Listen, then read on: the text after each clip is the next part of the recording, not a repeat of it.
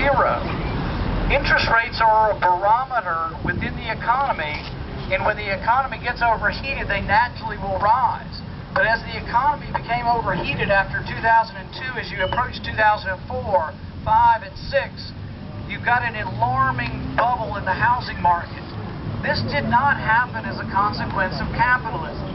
And this is not an academic debate, this is an important debate, because whoever wins this debate will decide the history and the future of this country. In the 1930s, they had this debate, and we had this debate through the 1940s and 50s, but who won the debate? The big government people won the debate, and they said that the American Depression was caused by capitalism.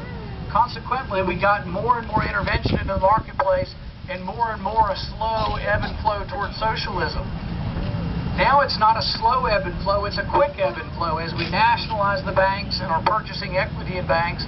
And believe it or not, they're not even letting the banks get rid of the government money. They won't let the banks pay back the government money. Because it's about control. Now that they have equity in the banks, we're losing control of private institutions. When you control the interest rates, you control the lifeblood of the economy. When you make them too low for too long, the boom got created. People say, oh, it was stupidity or it was greed. Well, one man's greed is another man's profit. When it's my money, you might look at it as greed. When it's your money, you look at it as your profit. Profit has always been with us. Profit is the invisible hand that Adam Smith talked about. Profit is what drives the efficient distribution of goods in a society. Profit is good. What we had happen was not stupidity. It was not some new vice that man has not always had, such as excessive self-interest or greed.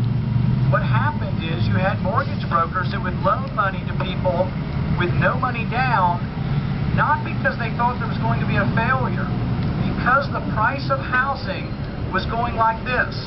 The median price of houses had gone up for 60 years from the Great Depression forward.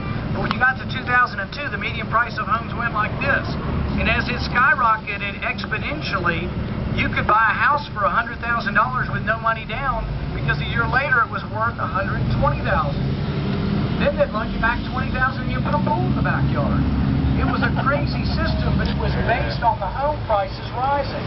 The home prices were rising exponentially because the interest rate was below what the market would have set it.